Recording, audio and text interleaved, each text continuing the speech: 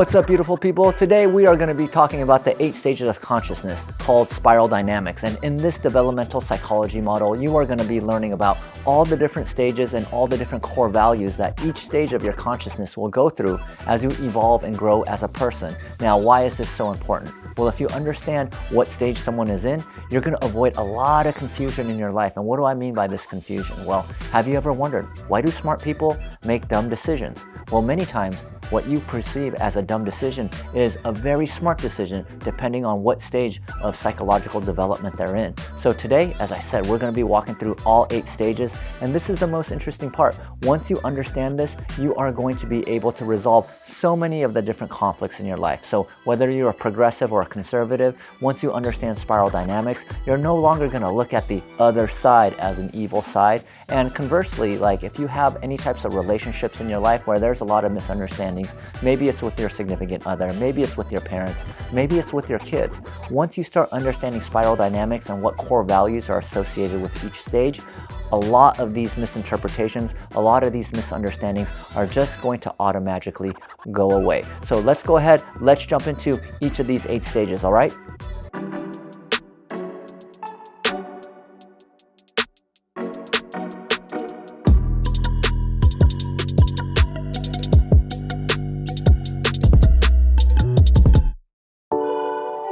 All right, before we jump into spiral dynamics, I want to lay out a few different ground rules so you have a good understanding of how this developmental psychology model works. So number 1 is there's 2 tiers, and each tier has a different amount of stages. Tier 1 has 6 stages, and Tier 2 has 2 stages. Now, the main difference between Tier 1 and Tier 2 is the fact that everyone in Tier 1 thinks the world would be a better place if more people just thought like me. So don't worry if you're one of these people, because 99% of the world is in Tier 1 and only 1% of the world is in Tier 2. Now, the second thing I want you to understand is a higher stage doesn't necessarily mean a better stage. It just means that there are more nuances, and each stage has a positive side and a shadow side. So it's much better to be in a lower stage but in a positive manifestation of that stage than in a higher stage and in a shadow manifestation of that. And the last thing that I want to talk about is all the odd number stages are a service to self stage, and that means that you learn about yourself and the world by focusing on yourself. And all the even number stages, you learn about yourself and the world by focusing on other people. So those are the ground rules. So let's get started with each of the stages.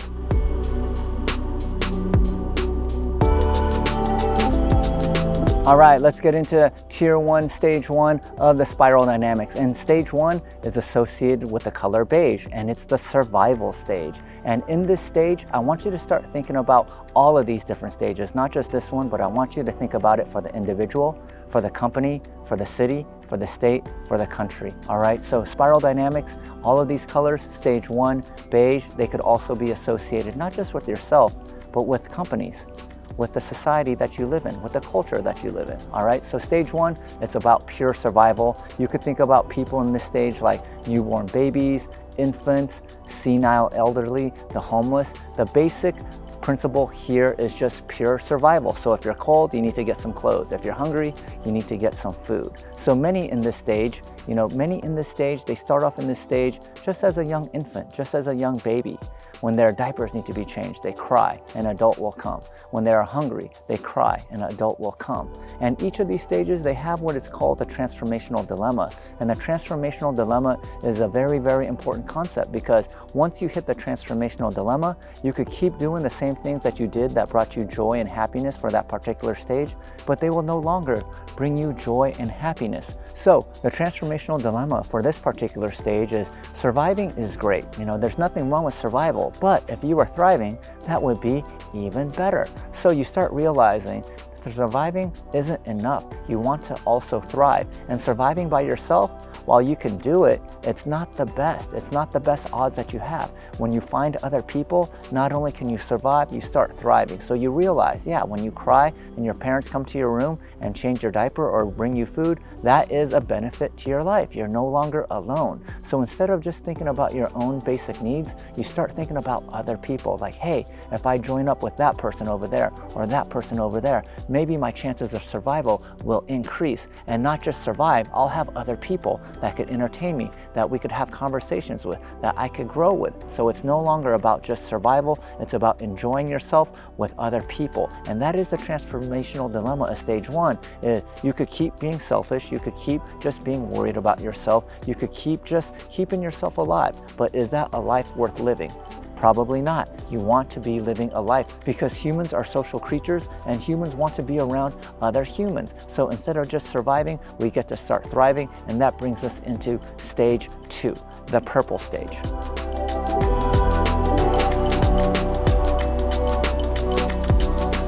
Okay, now we are in stage number two, the purple stage. They call it the mystical tribal stage. And in stage one, the beige stage, we talked about being focused on yourself, just trying to survive, just trying to be a universal soldier all by yourself, the lone wolf. So it takes us into stage number two, the purple stage, where you give up a little bit of your identity in order to be part of the group.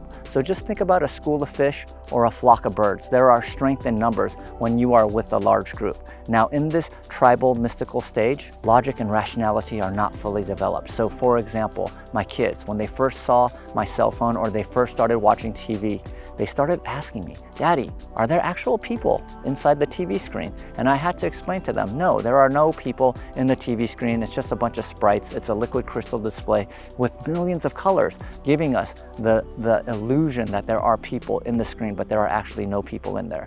So this type of thinking is very, very dominant in this tribal mystical stage. Logic and rationality, like I said, are not fully developed. So maybe in the past, there was a thunderstorm, it rained, and then you saw one of your goats had died. So you'll naturally associate every single time there's a thunderstorm or when it rains, our goats are gonna die. So you're not putting two and two together, you are drawing incorrect conclusions to the things that you're seeing. But in this stage, it's all about magic. It's all about mysticism. So it's okay. These explanations make sense to you. They allow you to navigate. They allow you to connect with other people. Now, what is the downside of this particular stage? Well, before I go into the downsides, let me give you just a few examples. You know, indigenous tribes, whether they're from Australia, Africa, Asia, North America, are all a part of this. If you've watched Avatar, the Na'vi are also part of this mystical tribal stage. Now, you may be thinking, well, what about today? Do people still today have this type of thinking? Yes, of course they do. If you think about athletes, you know, athletes always want to put on their lucky underwear, their lucky helmet, whatever it is, their lucky baseball batting gloves, you know, things of that nature. You know, whenever you think of something that has extra special powers than it actually does, it goes back to this stage purple tribal thinking. So what is the transformational dilemma of this stage? Well, the transformational dilemma of this stage, along with many of the stages that are focused on the collective, is that you realize that you've given up so much of your individuality for the sake of the group. So for example, maybe you and I are part of the group, but you do twice the work that I do, but we all get one banana each. So you start thinking to yourself, hey, I'm smarter than Sabo. Hey, I work harder than Sabo. Hey, I do a lot more for the tribe than Sabo. Why do I get the same amount that Sabo gets? So this is when you start thinking, I'm smarter, I'm more capable than other people. Maybe instead of being part of the tribe, I could be the leader of the tribe. And that takes us into stage number 3, the red stage. So let's jump into that one.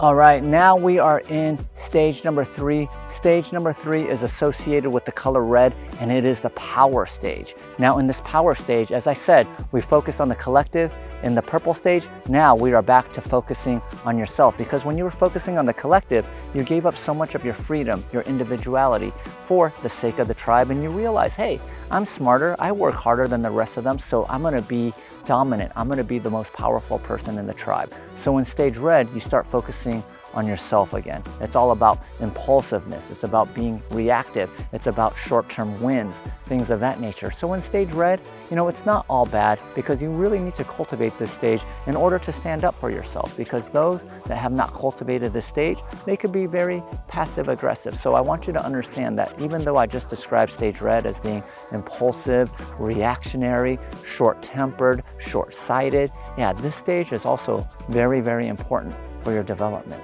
So in this stage, morality is just based on power. So if you're bigger and stronger than someone, you could take what they have. So just think about little kids. If you've ever seen like a 6-year-old play with a 3-year-old, well, the 6-year-old, they could just take the toy away from the 3-year-old and they don't even have a bad feeling about it. They don't even think twice about it. Why? Well, they've been conditioned by adults. When adults want whatever they want, they just take the thing from the little kids. They say, hey, you can't play video games anymore. Hey, you can't watch TV anymore. Hey, it's time to go to bed. And because you're larger, they just listen to you. So in stage red, it's very similar. So really just think about it this way. Stage red, you just go ahead, you use your power, you use your force. If you're bigger and stronger than other people, you could take what they have. So in this stage, because you are very short-term oriented, if you see something, you want it. If you like something, you just take it. You give up a lot of your long-term desires, your long-term goals, in order to fulfill your short-term desires and your short-term goals. So in this stage, there are many different manifestations. You could think about gang leaders, people in the mafia, people in the yakuza. This is very, very, very centered around stage red. You just use power. I'm bigger, I'm stronger than you, I have more weapons than you. Therefore, I could dominate you. And in this culture, in the stage red culture, all of this is okay. All of this is okay. So a positive representation of the red culture, of the red stage, would be a soldier. Just imagine if you're a pacifist, but your country is under attack and you're a pacifist. So you join the military, you decide to join the armed forces, and you want to fight for your country. This is a good example of a positive manifestation of someone that is cultivating stage red, is that they could be powerful, they could use force when required, even if that is not part of their dominant personality. So what is the transformational dilemma of stage red? Well, the transformational dilemma of stage red is because you gained all your power by using force, you realize that all the people that listen to you, they don't really listen to you because they like you, they listen to you because you're more powerful than them. And because you attained all of your power by force, you sleep with one eye open, knowing that as soon as there is someone more powerful than you in your group, they're going to want to take over your spot. So even when you're resting, you have to sleep with one eye open. So this is a transformational dilemma of stage red, is that you realize that all the power that you accumulated, no one really likes you, and you're always in fear of losing your power because you understand that you took your position of power by overthrowing someone. So there is going to be someone eventually that is going to want to overthrow you. So you could either stick with your ways of just taking what you want, of being short-sighted, being short-tempered, being impulsive, or you could start thinking stage 4. Start thinking about how a stage 4 person would start communicating and interacting with society. So let's talk about the blue stage, stage number 4.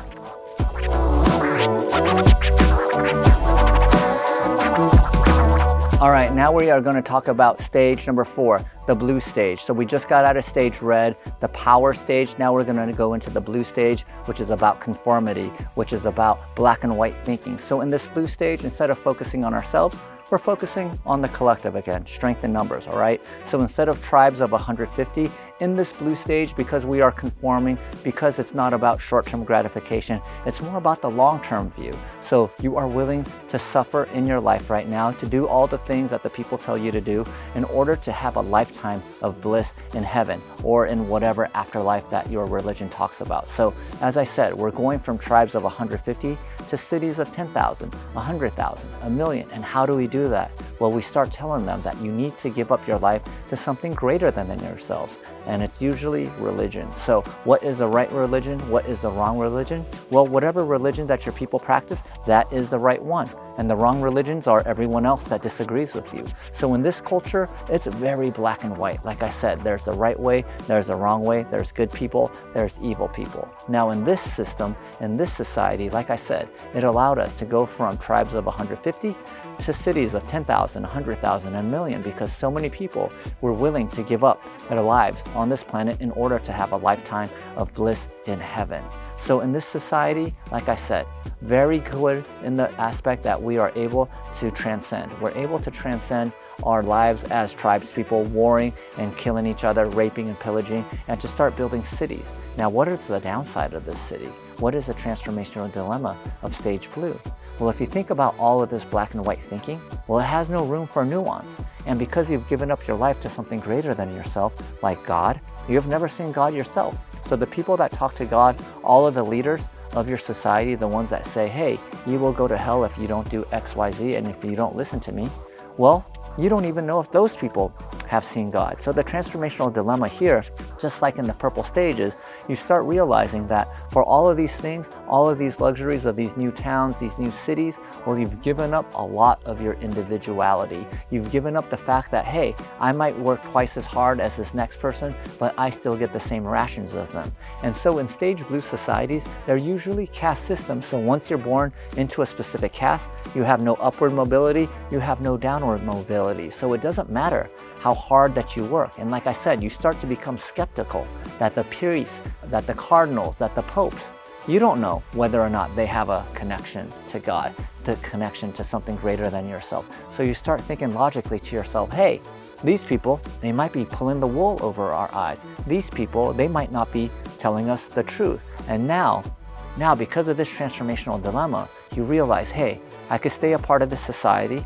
I could do all the things that they tell me to do. I could keep conforming and following all the rules of my family, of my city, of my culture, of my country. But for some reason, that doesn't bring me happiness. This doesn't make sense to me. As I said earlier, many of the people here that are in power are the ones that were connected to God, or the ones that had God speaking to them. But for many of the people that follow them, they've never connected to God. They've never spoken to God. So this is a transformational dilemma. You start getting skeptical of the Pope, the priest, the cardinals, whatever religion is popular in that particular area. You start becoming skeptical that these people actually don't have your best interest in mind. These people might be using religion to suppress you. So this takes us into stage number 5, the orange stage. So let's talk about stage number 5. Let's go.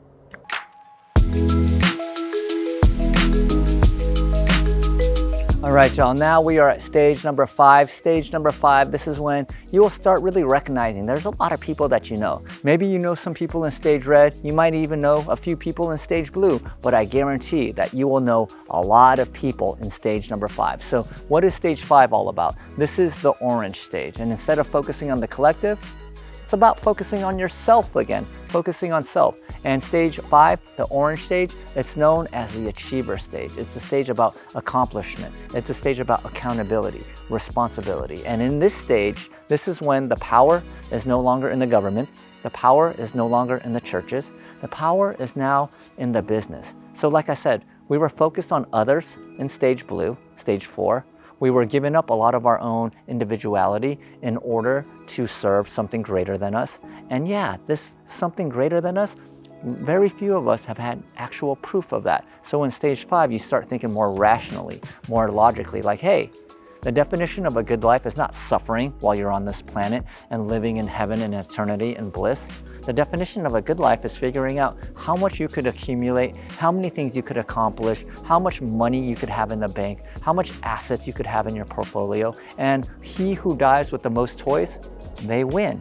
And like I said, the power is no longer in the church or the governments. The power is now in the hands of the business. The businesses could always support whichever governmental figure, whichever political figure that they want to support. They often support both sides. So whoever wins, the businesses are still the winner. And in this stage, it's all about, like I said, accountability and responsibility. So it's like stage red, but instead of using power in order to get the things that you want, you just show that you have more skills, that you'll work harder than other people, that you're smarter than them, that you're more conscious about all the different things, that you have the ability to do all the things that you say that you do. And if you could do them, you will be rewarded in this particular society. So stage orange, there are different manifestations of stage orange, but like Wall Street, Silicon Valley, first world countries are all very much stage orange, right? So what are the downsides of stage orange? There are some downsides. Some downsides of stage orange is it's a progress at all costs type of mentality. So if you grew 5% over last year, maybe you're a little bit happy, but you really want to grow by 20 or 30%. Or maybe your business it's still profitable this year, but because you haven't grown, you feel like you're a failure. So in this in this particular stage, it's always about what you could do more of. And because you're always trying to do more, you're never quite happy with what you have right now. So in stage orange, a lot of the people in stage orange will accomplish something like, I need to graduate college, or I need to get a postgraduate degree, or I need to get a job at Facebook or Google, or I need to be an executive at one of these companies, or I need to run my own companies. It never ends. This is when achievement actually starts working against you. And this is the transformational dilemma of the achiever stage, of the orange stage, is that you realize you've given up so much of your humanity in order to achieve things. And when you achieve things, it only brings you temporary happiness and joy.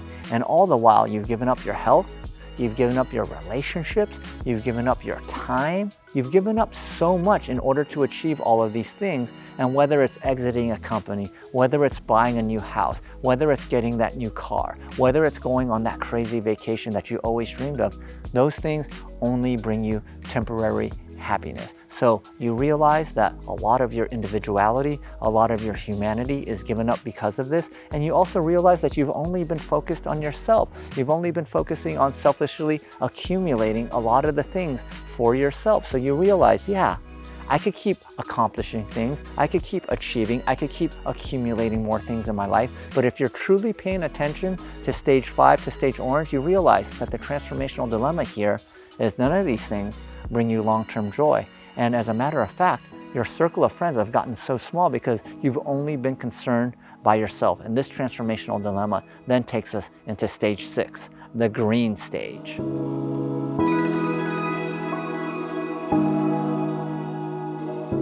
All right, now we are in stage number 6, the green stage. And in this green stage, we swing back from focusing on ourselves to focusing on the collective. So in stage 5, the orange stage, this is where accountability, responsibility, the rise of big business took place. Now we're in stage 6, the green stage, the relativistic caring stage. Now, in this relativistic caring stage, it's no longer, as I said, focused on ourselves. We want to make sure that we're not the only ones that are thriving. We're not the only ones that are abundant in our world, that there are many other people that are abundant like us. So, like I said, now we really focus on the collective. And in the other stages, there was a very tribalistic mentality, meaning if you were different from us, then you were the enemy.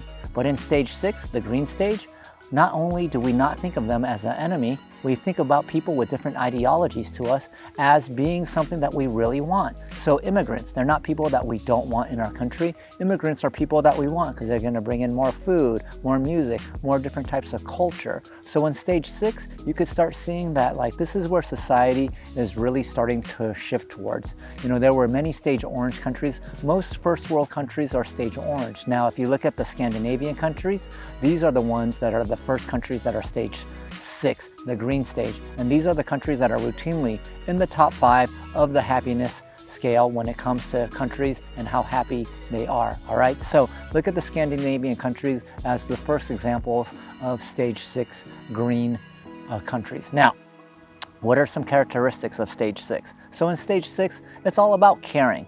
And it's all about caring for other people. So people that are underprivileged, people that don't have as much, you put your focus onto the weakest link of society. You really want to prop up this because the more people that are living abundantly, the better your society will be. Now, in this phase, hierarchies are looked down upon. We want things that are more level in stage green. And so in stage green, the only downside here is that if people aren't as open-minded as you become their enemies. So stage 6, the green stage, is very, very open-minded. But if you're not as open-minded as someone in stage 6, you become their enemy. And in stage 6, they don't like hierarchies.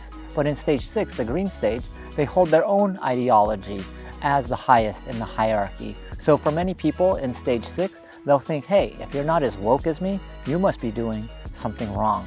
So some examples of stage 6 are like hippies, body workers, healers. And for people in stage 5, the orange stage, it is very, very, very hard for them to imagine a spiritual person having a higher level of consciousness than they do. They think, oh, the hippies selling crystals at the beach, there could be no way that their consciousness level is higher than mine. Look at the cars that I own, look at the companies that I run, look at all that I have accumulated compared to them. Well, that is exactly the mentality that keeps you in stage orange. That is exactly the mentality that keeps so many people putting in 50, 60, 70, 80 hours of their life into a job that they don't like in order to accumulate more things. So in stage 6, the green stage, you transcend that. You transcend shallow materialism. So what are the downsides of stage 6? It sounds like a pretty good stage.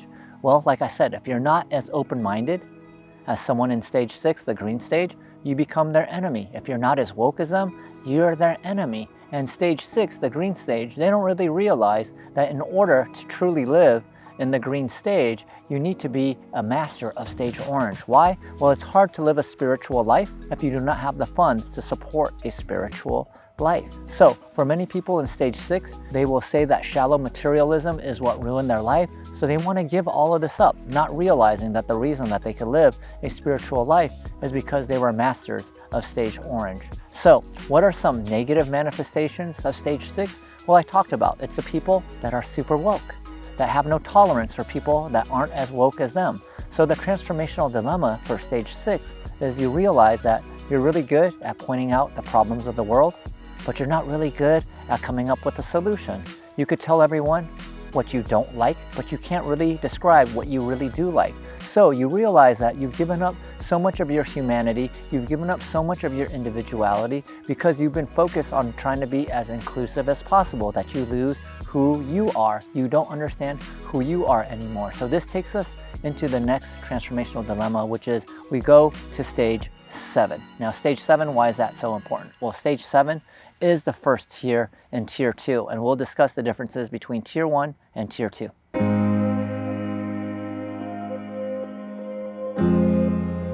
All right, now we are in tier 2, stage 7, the yellow stage. This is one of my favorite stages. This is the integrative stage. So what's the difference between tier 1 and tier 2? So in tier 1, all the different colors from stages 1 through 6, they all think that if the world thought like me, if more people in the world thought like me, the world would be a better place. So if more people thought like me, the world would be a better place. So stage 6, if more people were spiritual, if more people were caring, the world would be a better place. Stage 5, the orange stage, if more people were responsible, if more people were accountable, if more people just worked hard and picked themselves up by the bootstraps, the world would be a better place. Stage 4, the blue stage, if more people prayed to Jesus, if more people prayed to Allah, if more people prayed to Buddha, the world would just be a better place. Stage 3, the red stage, if more people just weren't so PC and just said what they wanted to say, took what they wanted to take, the world would just be a better place. Now, I won't get into stage 1 and stage 2, but I think you get the idea here that tier 1 people, this is the problem. This is the problem with tier 1 thinking. And if you're watching this and you're starting to think, am I tier 2 or am I tier 1? Or if what I'm saying is starting to trigger you, most likely you're in tier 1 consciousness thinking what this guy is saying, it can't possibly be right. If more people were just anti-vaxxers, if more people were vaxxers, if more people were pro-mask, if more people were more anti-mask, the world would just be a better place. And this is the importance of spiral dynamics. This is to show you that there is nuance to thinking. This is to show you that a lot of your core values will change as your consciousness begins to expand. So what are some qualities of tier 2, stage yellow? Well, you could hold paradoxes in your mind very easily. So you could be pro-choice and pro-guns, no problem. You can be anti-mask and pro-vaccine, no problem. You could hold these paradoxes in your head very easily. That's a quality, that's a marker of tier 2, stage 7 thinking, is that you could hold paradoxes in your head very easily. You're also much more of a systemic thinker. So instead of thinking Trump is bad or Biden is evil, you start understanding that these two individuals, they were brought up in specific systems. Now, if you're brought up in a certain system, most likely you'll be a product of that system. So if you grew up in California, most likely you'll be progressive. If you grew up in Texas, most likely you'll be conservative. So instead of looking at people as good or bad people or right or wrong people, you just start looking at things systemically. You realize that people are a product of the system that they were brought up in, and that makes no difference as to whether they're good or evil. It just means that there are good and bad systems, and if we could look at things more systemically, we could solve a lot of the world's problems. And also, in stage 7, the hierarchy is based on competency. It's not based on what family you're from. It's not based on how much money you have. It's just based on competency. So for example, if you knew how to program a computer, it doesn't really matter if you have a software engineering degree or not. If you know how to build a building, it doesn't really matter if you have an architecture degree or not. It's based on your competency, whether or not you know how to do things. So stage yellow is a really interesting stage because you see many shades of gray. So it's very similar to stage green, where you're open to a lot of different ideologies. But in stage green, you feel like every single ideology is equal. You'll never say one is better than the other. In stage yellow, you realize, hey, all these different ideologies, there's some truth to it, but some ideologies are better than others. Someone in stage green might say, oh, getting a clitorectomy, there's nothing wrong with it. We're just not from that culture. Someone in stage 7, in the yellow stage, would say, yeah, obviously there is something wrong with mutilating the genitals of a young child. And it's okay to say that. It's okay to say that and possibly offend someone, because you know that mutilating a young infant's genitals really makes no difference to them. All right, so in stage 7, you have this thinking. You have this thinking that is very much like green thinking, but in green thinking, you're really trying to not offend anyone. You're really trying to make everything equal. You're trying to make everything have the same amount of truth. But in stage yellow, you realize while there is truth in everything, some things are more true than others. And this is the importance of getting to stage yellow, is things no longer trigger you. If you are a progressive, then someone wearing a MAGA hat wouldn't trigger you. If you're a conservative, then someone wearing an Antifa outfit wouldn't trigger you. And if you are truly stage 7, truly stage yellow, then even if someone was wearing a KKK hoodie, holding a noose in their hand, and they came into the restaurant that you were eating at, you still would not be triggered. And this is the benefit of being in tier 2 thinking. It's a much higher level of thinking. So what is the transformational dilemma of stage yellow? Because stage yellow sounds really awesome. Well, you could come up with all the mental models in your mind. You could be able to hold paradoxes very easily, but it still doesn't transform the world. So if you truly want to transform the world, you need to go from tier 2 stage yellow thinking into tier 2 stage turquoise thinking. So let's get into the final stage, stage 8, turquoise.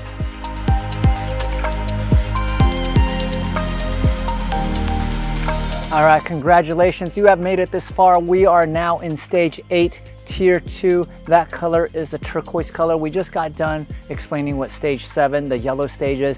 Sounds like a really awesome stage. How could there even be a higher level of consciousness than stage 7 yellow? Well, there's stage 8, turquoise. This is the unitive stage. This is where the physical, the mental, the emotional, the spiritual, they all come together and coalesce into this beautiful thing. This is when you don't see yourself separate from nature or from the universe. Everything is unified into one thing. And when you are in this stage, you live in a stage of enlightenment, a stage of bliss, a stage of equanimity. All right? And so there are very few examples. The only examples I was able to find, and I'm not at this stage of consciousness, so I can't really describe to you how it feels, but they said Jesus and Buddha are good examples of stage 8 turquoise mentality. So now that you have tier 1 and tier 2, and you understand all the various stages from stages 1 through 8, you need to get a better understanding of where you are. And I also want to give you a few different tips. So here's a few different tips on how to type yourself in spiral dynamics. We're never just one color, but there is a certain color that is our center of gravity. So for most people, our center of gravity is the orange color. And then we might have some blue, we might have some red, we might have some green. So just start thinking to yourself, am I majority green? Am I majority orange? Where do I show some blue tendencies? Where do I show some red tendencies? And there's different aspects of your life that you could apply spiral dynamics to. You could apply it to your relationships. You could apply it to the way you look at finances. You could apply it to your professional life. You could apply it to your sexual life. You could apply it to the way you look at relationships.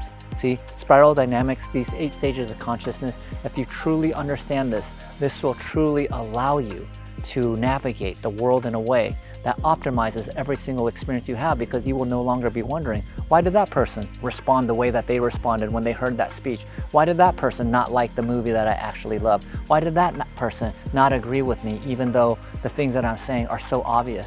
Well, it's because they are in a different stage of spiral dynamics than you. And once you can understand this, life is so much simpler. You'll have much more empathy for other people. You'll be able to meet them where they're at. Have you ever given advice to a young person and they kind of stared at you with a blank face? Well, it's because they're at a lower stage of spiral dynamics, and what you're telling them might make sense to someone at your stage, but absolutely doesn't make sense to them at that stage. All right, so in the future videos, I'm going to talk about some more nuances of spiral dynamics and how you could utilize it in your life.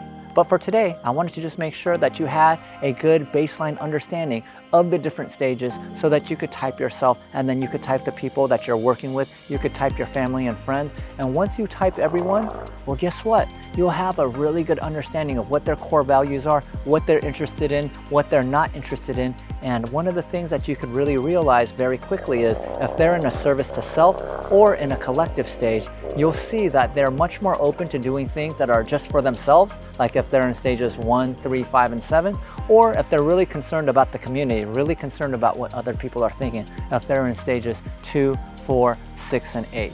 So just think about this, and if you found this video really interesting, go ahead, share it with a friend, because the more people that understand spiral dynamics, the less conflict that we're going to have on our planet. And go ahead, hit the subscribe button if you haven't already, and I'll be back next week with another video that will teach you more self-mastery over your life. I am out.